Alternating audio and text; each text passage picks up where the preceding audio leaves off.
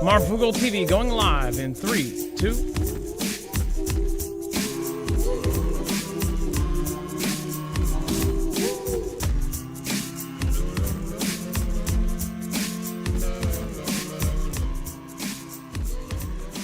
All right, what is going on, guys? It is Adam, a.k.a. Marf, and this is Marfoogle TV. Today, we've got a lot to go over in a short amount of time. Remember, you have a full bibliography of every single article, tweet, video, picture, document over on our website, marfooglenews.com. First off, 4 North Korean officers or officials that were actually arrested over the botched destroyer launch. We talked about this botched destroyer launch after they launched a missile. This was the brand new destroyer that just a couple days before that they released to the public and, said to the world, we have this brand new destroyer. Well, they launched something off of it, and it was such a forceful launch, and apparently the boat wasn't designed too well or something, that it actually made the boat capsize. It made it go back and over and flip over, and they basically covered the whole thing up with a tarp. It made North Korea look like complete idiots. And again, people were laughing all over the internet. But now North Korea has arrested 4 officials in connection with the botched warship launch. State media reaction to the incident signals that Kim Jong-un's fury at the disaster says that he's about to take these guys out. It says detained after a North Korean destroyer was badly damaged on the day of its ceremonial launch. That's right, it wasn't even a couple days later. It was the day. Face potentially fatal consequences at the hand of Kim Jong-un, North Korean experts. It says, I would say there's a very good chance they will be executed.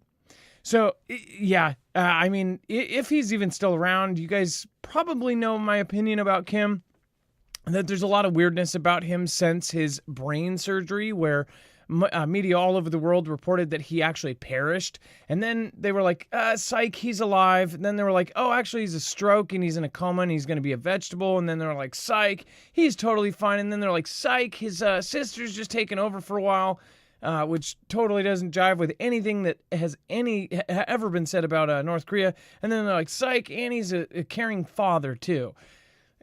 Something says that a puppet's been installed, and we might even be looking at deep fakes of Kim Jong-un. But again, what's your opinion? Let me know in the comments down below. We're going to cover a whole lot more in today's episode in just 2 weeks.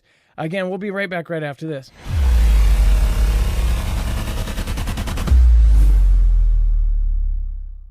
Nothing in this show should be considered legal, medical, or financial advice. The views of the callers can differ considerably and do not necessarily reflect my opinion, Dex's opinion, or anyone else who works with the show. You should always do your own research and consult with professionals. The internet is full of fake news, so please take everything with a grain of salt. If you have not already, it helps us out if you end up going through any of our affiliates, and it helps you out if you end up protecting yourself against cybercrime. NordVPN is one of the best and one of the easiest to use. If you do not have a virtual private network, it protects your IP address, which is your online identity, which actually connects to your real address and everything else. It also connects to you. If you know anything about how they are data logging and basically getting your profiles down, you can prevent that by having a VPN. Nord is, again, one of the easiest. Download it. It's like an on switch and off switch. All you have to do. Go to marfooglenews.com/VPN. Not only will you get a giant discount on this, but you will also be helping us. I appreciate your support, and I appreciate everyone that goes through any of our affiliates. Can't say thank you enough.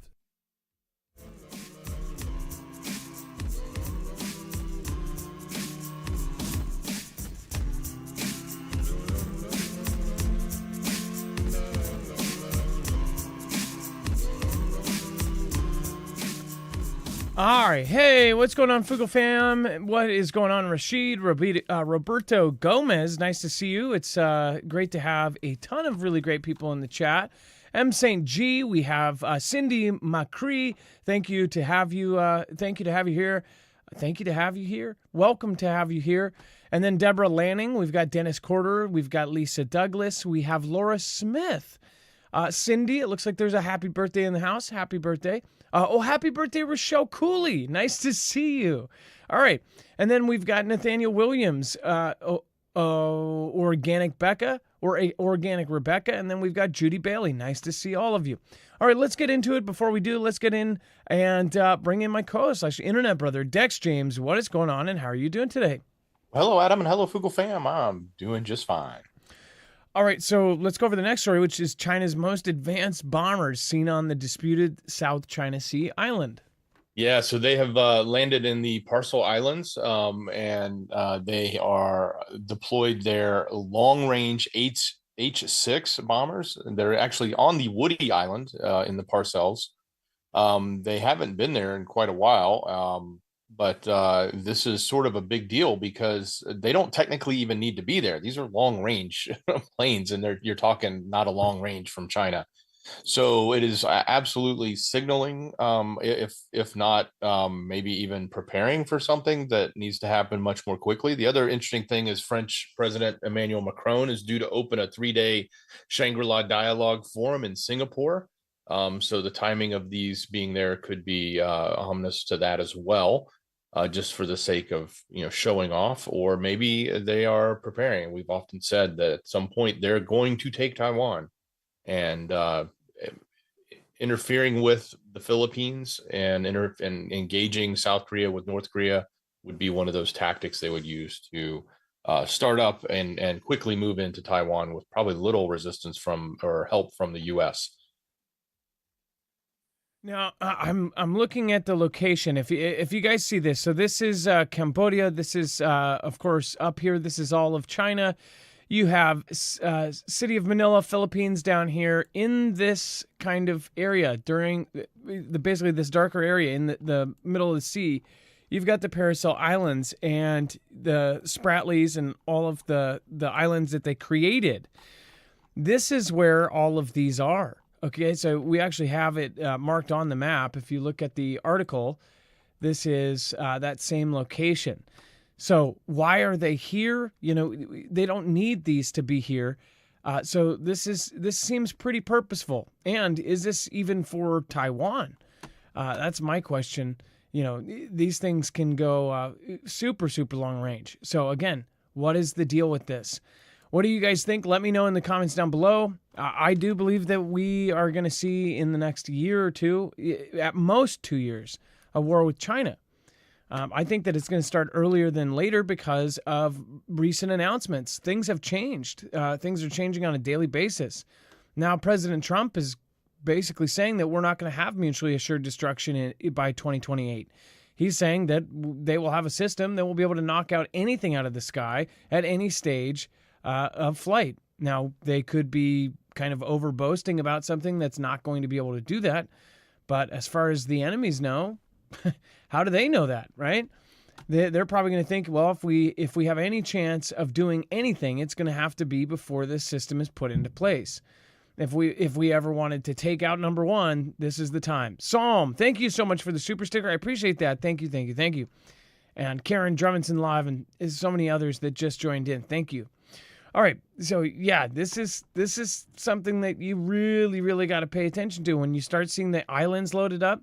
Of course, the U.S. on the other side, by the way, if you missed some of the shows over the last 6 months, they have cleaned up World War II islands. They are literally turning World War II islands into current bases. Not to mention, we have all sorts of odd things going on in the Middle East, which is all connected to China, including a ton of other stuff that we'll be talking about. And then Donald orders U.S. chip software suppliers to stop selling to China. Dex, what the heck is going on with this? Right. So he's now, the administration has told the U.S. companies that offer the software that they use to design these semiconductors to stop selling all services to China. As it was recently reported, obviously we have been restricting the high-end chips that can help advance AI to China, like from NVIDIA and others.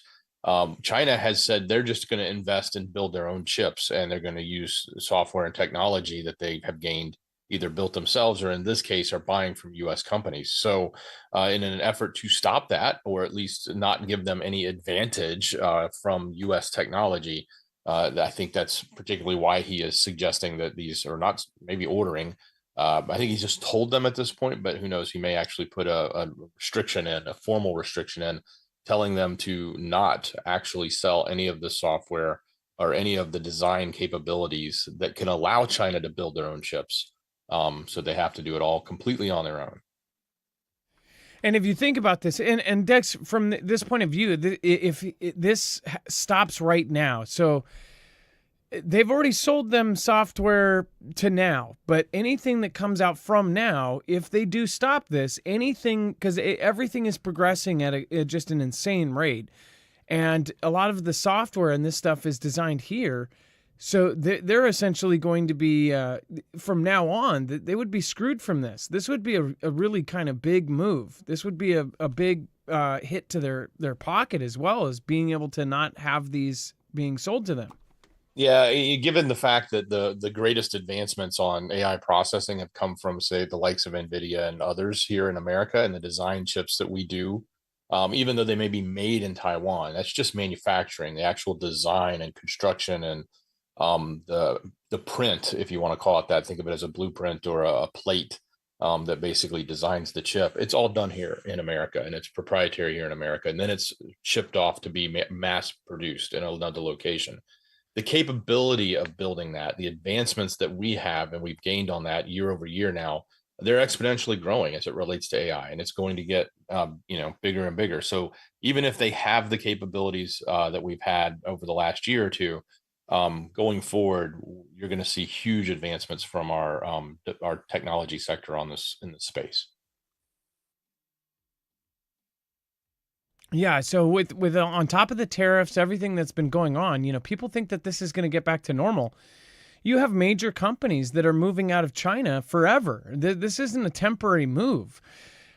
So this says that we are decoupling from China. I mean, this is part of decoupling. So if people think that this is going to go back to normal, it's not.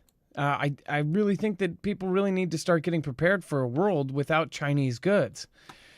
Patriot 1964, thank you, and thank you for the super sticker, and I appreciate everybody's support on this, again, independent show, so appreciate that. Speaking of which, if you haven't already, make sure to go check out EMP Shield. I highly recommend getting yourself an EMP Shield. Again, this is going to protect your vehicles and be able to get home to your family after any adversary attacks us with either an EMP or a solar event, a natural event hits from the sun. So this covers from two of the major disasters that have been talked about. This is the same company that is outfitting agencies like DHS and DOD. You might remember they were remembered during the president's last term under the DHS EMP Resilience Report by the DHS, the Department of Homeland Security. This company is now, of course, doing huge projects. And after they got all of these crazy, huge, big contracts, we didn't even know if they were going to continue selling to the public. But again, they are, and you can get the same technology for your private vehicles, your trucks, motorcycles, boats, generators, gas, and solar in the case of the Bug Out XP. Or if you've got the energy. Again, this can be connected to both. Marfooglenews.com/EMP. Make sure to use the code MARF, especially while they still have the public Liberty sale going. Marfooglenews.com/EMP, and make sure to use the code MARF. G. Wallace, thank you for subscribing just now. Again, thank you. And then Darren, thank you for subscribing. And Bill Bigsby, thank you for subscribing. And I'm in love with YouTube. Thank you for subscribing. Prompt name. All right. And then Saren, thank you for subscribing. I appreciate that. All right. And then Venezuela's shadow war. So, okay, here's I want to point out, this is something I've been calling for a very long time. And watch this. So you guys know we've been talking about all of the wars that could potentially happen. We followed when Venezuela did a vote, right? This is under Maduro, and not like anything's changed, because the person that won the selection process, basically they said, nope, you didn't win. And yeah, don't go saying you won too, otherwise you'll get kidnapped. Oh wait, we're going to kidnap you, and then you'll just never be heard from again, right? Venezuela voted to take over their neighbor Guyana and the resource-rich Guyana. And then look at this. Venezuela's shadow war over oil-rich Essequibo is escalating. They actually have some fighting going on. Essequibo, which comprises nearly 2/3 of Guyana's landmass, was thrust into global spotlight after ExxonMobil's 2017 discovery of Stabroek Block offshore reserves, estimated at over 11 million barrels of recoverable oil. Isn't it funny that Exxon, the oil company, discovers this oil, and then almost immediately after, you've got Venezuela going, hey, let's do a vote. Do you guys think we should take our neighbor and basically just take over and take all of their oil? And they had people that were loyal to Maduro say, yeah, let's do it. So that was done during his presidency or his first, I don't know which term that was, but again, this was right before it was supposed to have a changeover, right? And then they did this whole process, and a lot of people think that process was messed with, and of course I do too, and he stayed in power. Because I was thinking they wouldn't do a vote like this and then have a couple years down the road when they're ready to do it, they wouldn't have somebody else in power. Especially somebody else that didn't believe that they should be taking over their neighbors, right? And this is more evidence in my eyes that they are waiting for a coordination between Russia and Ukraine, Iran and Israel, China and Taiwan, North Korea and South Korea. Look at this. They are, it says, most alarmingly, Venezuela has begun to mimic the playbook of its closest geopolitical ally, Russia. Much like Russia's 2014 annexation of Crimea, using unmarked little green men, Venezuela appears to be laying the groundwork for a slow, deniable incursion of Essequibo. The playbook combines official rhetoric with irregular warfare tactics, allowing for plausible deniability while steadily undermining Guyana's control. The first major signal of the new phase came last year when Maduro's government held a referendum to reclaim Essequibo. Despite international condemnation, the vote passed and led to the formal creation of the new Venezuelan state.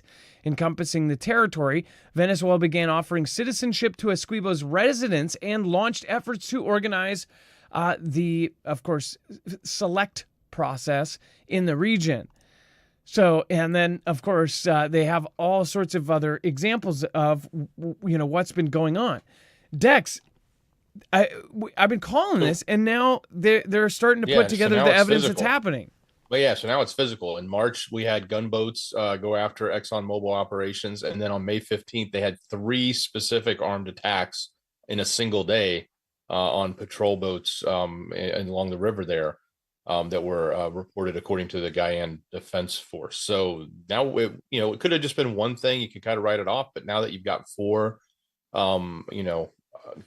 kinetic incidences happening, it seems like it's a slow roll of escalation. And here's the part pay attention to, but unless it receives military support or any other type of real security guarantee from the U.S., Georgetown will struggle to hold the line alone. So Venezuela will grab that 11 million barrels of oil, and then you'll have some sort of proxy, or you'll have the U.S. Helping them. And who do you think is going to be helping Venezuela? They're friends with Iran.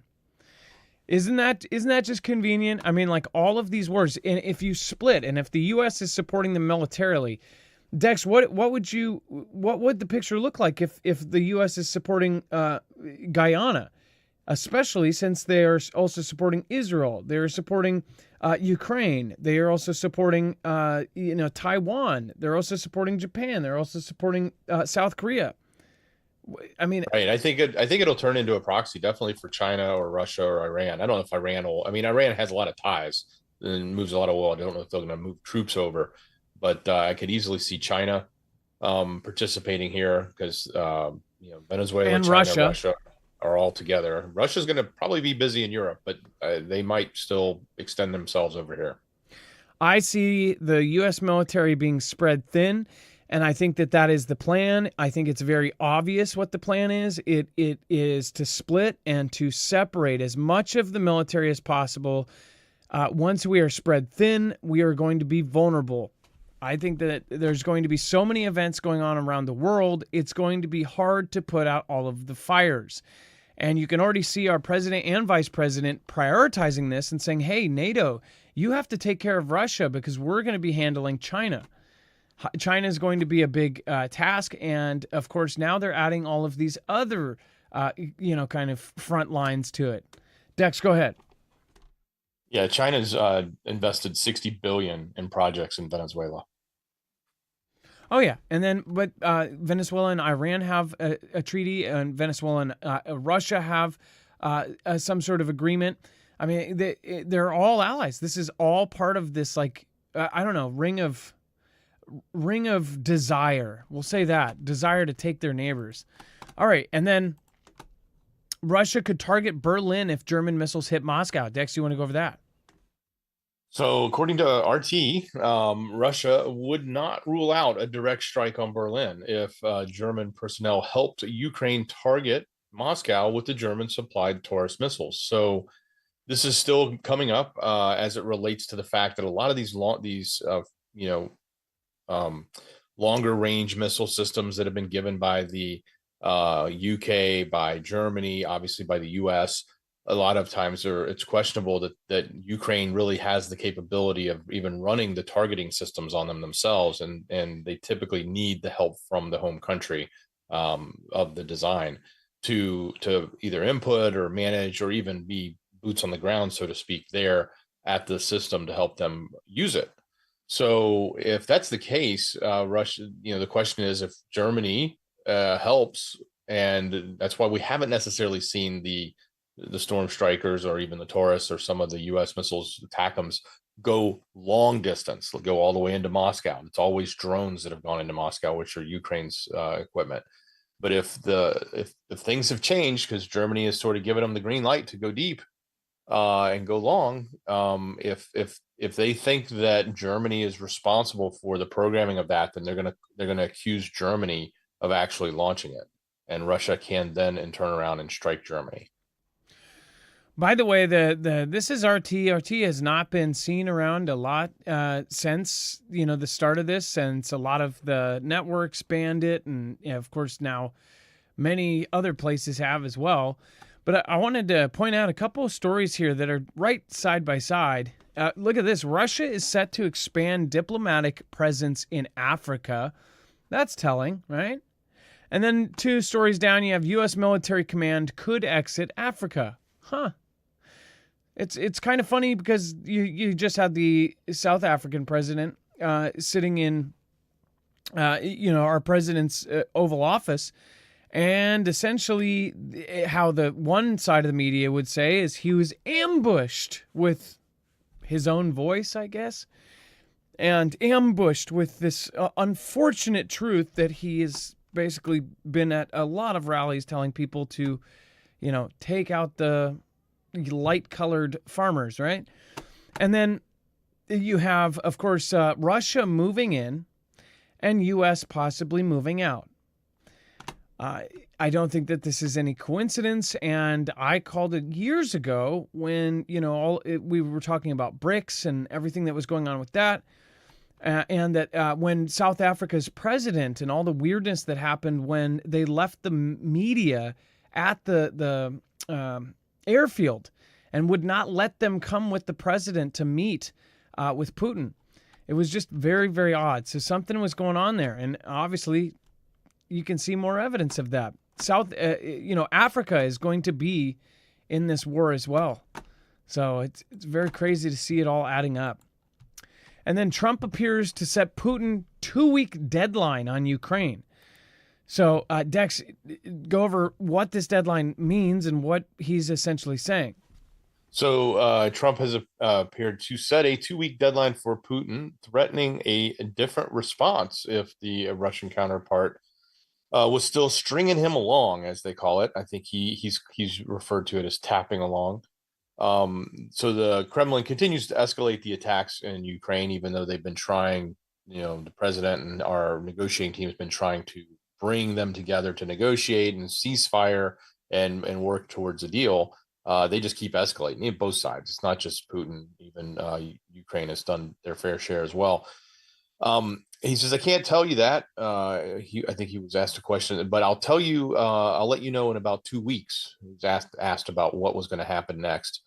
Trump told the reporters in the latest string of critical remarks Since Sunday, he has written multiple posts on social media saying Putin has gone absolutely crazy. He's playing with fire, and other things. So yeah, the war of words is definitely there between Trump and even the Kremlin, as it's not been coming out of Putin's mouth. It usually comes out of Dmitry or someone else. But what's going to happen in 2 weeks? Are we going to, just say we're done? Are we going to ramp up sanctions? Are we going to get into a kinetic fight? Are we going to? I think one of the questions that was asked as well was, would the U.S. allow Ukraine to go long or deep with the ATACMS and the other missile systems we provided? And the White House won't even comment on that one. They haven't said anything. They won't acknowledge or deny if any change has been made there. So that's probably a negotiating tactic at this point.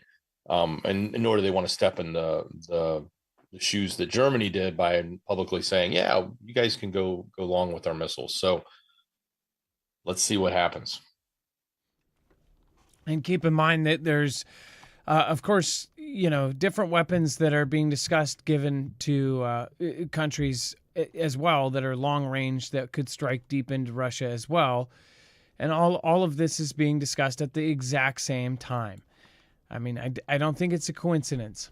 So thank you, Miss Dragon, for being here. Jeff 7. Thank you, Mary Gunn. Thank you, Angela Cortez, Rashid, Space Troll. Nice to see you. Sean C. and Juanita Saguski. Thank you so much for being here. All right. And then Dan Bongino. So I'll tell you my honest opinion, and I'm on the right, and I have had my moments where I liked Bongino. I know that a lot of you love Dan Bongino. I have been torn because I feel like he's a car salesman, and I feel like his main priority overall is not truth; it's more of himself, right? I've met a lot of guys like him, and they like the sound of their own voice. And again, with this being said, I've watched a lot of his content. I've watched a lot of his opinion. I don't disagree with a lot of his opinions. I agree with a lot of them.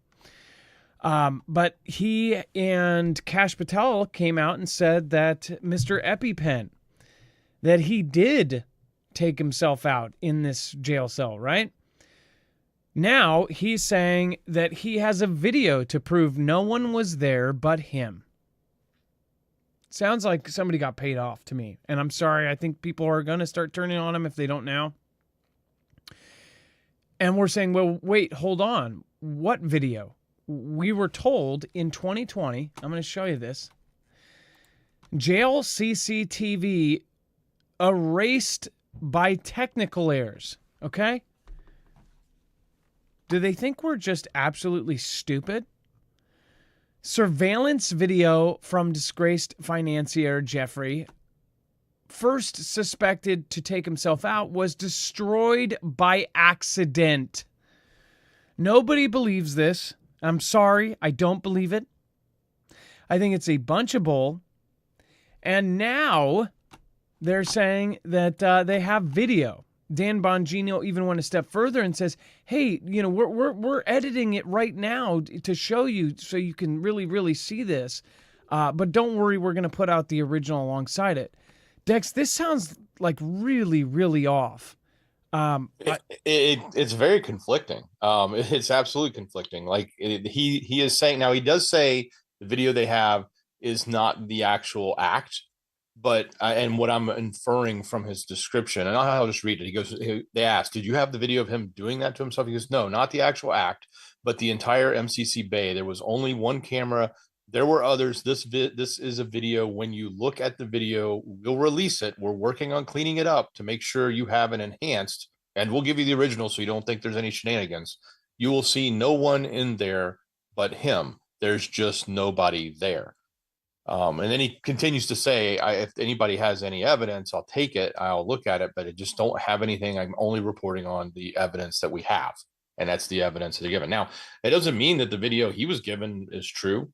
Who knows? Who knows what was there before he showed up? I'm not trying to stick up for Dan either. I've got my reservations on uh, this whole story as it relates to the fact that they say the video never existed because it was destroyed, and now all of a sudden he's bringing it out and they're going to edit it. You know, maybe it was brought out and edited before and planted there. Who knows? I'm going to pull up a story here. Let's see here. China and this is just from the other night, right? Oh, you know what? Here's an easy way to get to it. Marfooglenews.com. Use our site instead of DuckDuckGo. Okay? Here's the show that we did the other day. And actually, wait. Was this yet? Was this? This was last night. And this is what I mean about these bunchings of news, right? So look at this just last night before this news comes out. China and Russia will use drones size of insects to spy on the West and even commit untraceable murders. Now, let me ask you this. These jails, right? I don't know about the New York jail. I wonder, are they old school? Do they have actual like concrete with actual open air windows, these tiny little windows? I know that in Seattle, if you go by 9th or whatever, you can actually sometimes hear people yelling out there. There's a city jail, and those ones, some of them are just bars. They're not, and they're 9 stories up, but you can hear people yelling out of them. I know, because one day I was walking by to go to court for a traffic ticket, and I heard people, yelling out of it. And I'm thinking, what if an insect went in there? What if one of these robotic insects, and this is a couple years ago, and you think that technology wasn't there? Well, there's TED Talks showing swarms of these things 6 years ago. So I'm sorry, I think something's just totally off with that. But this is the story here. Again, China and Russia will use drones size of insects. And isn't it funny that they come out and say commit untraceable murders? Huh. Well, what do we come out the next day with? The untraceable offing of one of the, most high-profile cases in the world. Dex, what about that? Like, what if they could have got in there with an insect and put something in them?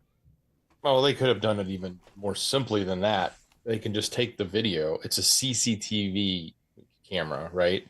So it's mounted on a wall somewhere, meaning it's probably fixed. It probably wasn't moving. This is a time in which they're in the cells, the doors are closed. So the image it's seeing is a still shot for, while there may be 30 frames a second or 15 frames a second, depending on that camera. It's not like those frames are really changing. And if you needed to cut frames out and put frames in to make a still shot look like nothing changed and nobody went in and out, you could do that. You could do it very easily with a CCTV camera than you can, say, a handheld moving camera where you've got background images and everything moving. Everything has to stay in perspective. This is a perfectly framed still shot, in my opinion. We haven't seen it, but that's what I'm guessing we're going to see. So especially with AI too. Easily. Imagine you can edit that. Well, also imagine what they could do with AI. I mean, they could take an exact image of that. I'm sure they could take the exact angle of the real CCTV and say, "Hey, take this and copy it, and make Jeffrey sitting there alone and make it look like CCTV." Because if you haven't seen what I don't AI even can think do they're going to show us him. I don't even, Adam. I don't think they're going to show us him. I think they're going to show us a hallway, and they're going to say, "There's his door, and here's his door." He goes in at 6 o'clock in the evening, and the door gets shut, and nobody goes through that door until the people find him later. And they're going to show you 8 hours of that camera rolling of just nothing but stillness. And that's what I'm saying. Like, you're not going to see him. You're not going to see the act. You're not going to see anything. They're just going to say, well, we can prove nobody went in and out that door while during the time period that it happened. And I think that's what we're going to end up seeing. And that is, you don't even need AI. You don't need anything. You just cut that out. It's just so simple.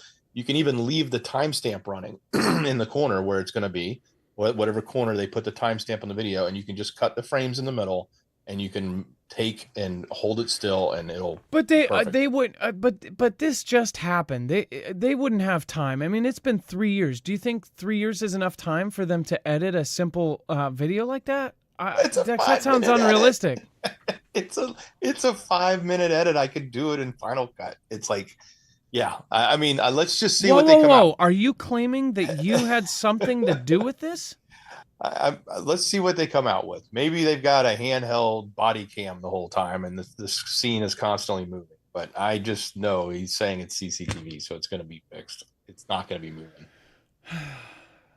I don't know, Dex. Now I'm sort of suspicious.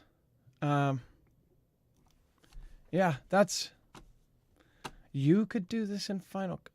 I don't know. It seems very, very fast for somebody to do something like that with CCTV. I mean, seems very complicated. I mean, it's 4 letters.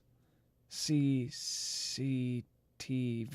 Yeah, that's a lot of letters to edit. Yeah. Huh. Weird. What do you guys think? Let me know in the comments down below. And of course, make sure to thank your mods while you're down there. Drop an M in the chat for your awesome, awesome mods.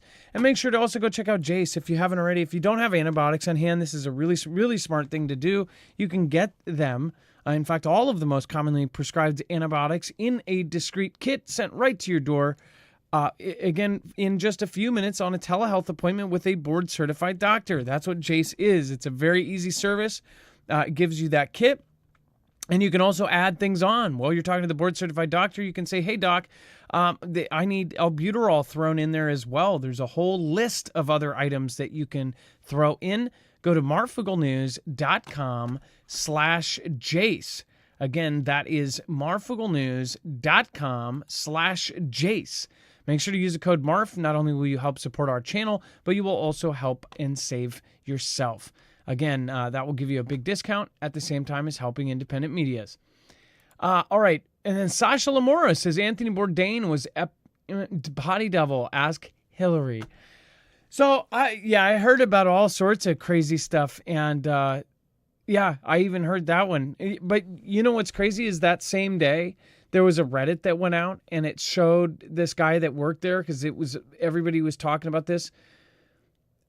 There was a Reddit post. And they said that they worked there and that one of the logs showed a white van leaving from the basement, or a transport van leaving, but then nothing was filled out about who or what was moved or anything. So there's very, very little to go on to be able to confirm that. But I thought that was such an inventive thing. If that was somebody just making that up, that was such an inventive way and why would they do it on Reddit? Why would they just put out this post? I mean, I guess they could have been just trying to get it, but this was before everybody said, oh, he didn't do this. I mean, there's a reason people said this guy is still alive. There was a reason. And a lot of that reason is because in that first, 4 hours afterwards, there was a lot of weird stuff going out. And especially that Reddit, saying that a mysterious van left and that the logbook had nothing in it about why it left, where it went, and one of the employees was suspicious.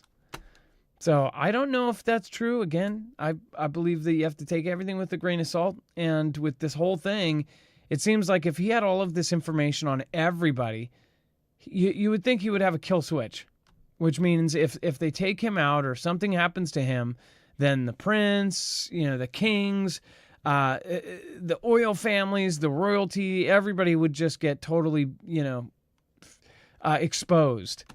So I don't think that this would be the case. And then you have his assistant take the fall, sit 20 years in prison, and possibly come out to live the rest of her life rich or something. I don't know. It seems to me like I think he's still alive. I think he's somewhere on an island, but that's just my opinion. All right. And thank you, everybody that has made it to today's show. It's a little bit shorter. We got on late. Again, I had an event with my kids. So thank you guys. And I appreciate everybody's patience with the later show. We are going on earlier and earlier. Again, we were trying to get on by 6:30, but 7 o'clock has been the kind of the target this week. So again, thank you guys. Join us tomorrow for the rest of the story. And Dex, thank you so much for your service today. I appreciate you. Much love. Great job, brother. All right, you guys, have a wonderful night. Be safe, be prepared. Thank your mods. They are absolutely awesome. And again, Marfal. Carol, thank you so much. I think I missed you. Boring Hornet, Jesus will come soon and rule the world. Pray to him. Hey, Boring Hornet, thank you, thank you, thank you. Carol, thank you. I appreciate the super sticker. Patriot 1964, I believe you and Carol are our top supporters. And Sasha Lamora, thank you for supporting the channel. You guys, wonderful, wonderful night, and love you. It is now time for the shoutro. It's not an outro. It's not a shout out. It's a shoutro.